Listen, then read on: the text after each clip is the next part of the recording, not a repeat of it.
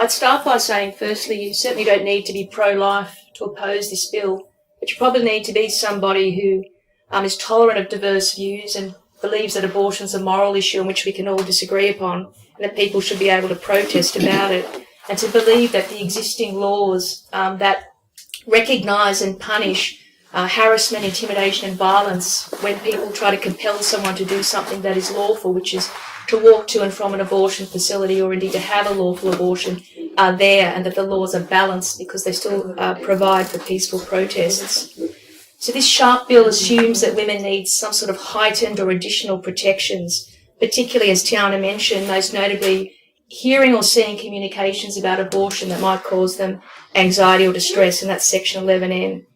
And we all know that protests by nature, they can be uncomfortable, and before you take away someone's fundamental right, to protest, to free speech, you need to have, a strong ethical justification and evidence that there is a serious problem with a significant number of women being harmed outside abortion clinics by these protests, and that harm is sufficiently serious to displace the right to protest, just to ban protests altogether. As Tiana mentioned, the bill has very heavy penalties. It's maximally up to 12 months in prison or 150 penalty units, which is $16,500. In my opinion, this is a radical bill because it seeks to embed into the law a premise that causing anxiety or distress from protest is criminal behaviour. We live in a democracy and it's hard work because we've got to balance everybody's rights.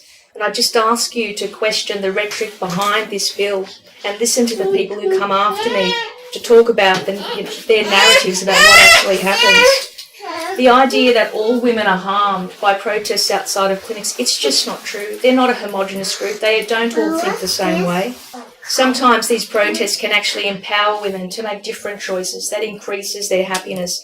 And what this bill chooses to do is to take away that last opportunity they have before they enter an abortion facility to maybe make a different choice. Yes, the bill does permit magnanimously, I guess, people to protest outside Parliament House, but I think that presupposes that the reason people protest is only to change the law, whereas it might well be to change people's mind. Now, New South Wales already has laws that empower police to move people along if they're blocking footpaths or traffic. They can issue on-the-spot fines to disperse, violent protests, and that's in the Law Enforcement Powers and Responsibilities Act. And the Crimes Act itself contains a number of sections that prohibit harassment, violence and intimidation, a fairly hefty fine of 2 years or 50 penalty units.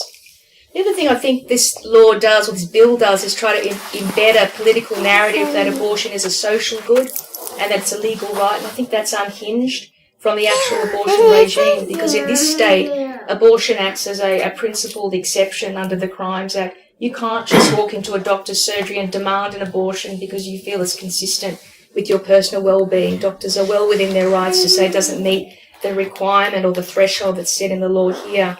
Now, in jurisdictions where they do already have these safe access laws, which is Victoria, Tasmania, the ACT and the Northern Territory, in those first three states, they have very liberal abortion laws. And unsurprisingly, when they've taken these safe access laws out for a spin, they've not been used to protect women. They've not been used to prosecute people for screaming at someone or yelling at them or preventing them from entering the facility. They've primarily been used to prosecute, mature people who are protesting in the usual way that people protest, but who happen to be standing within that safe zone.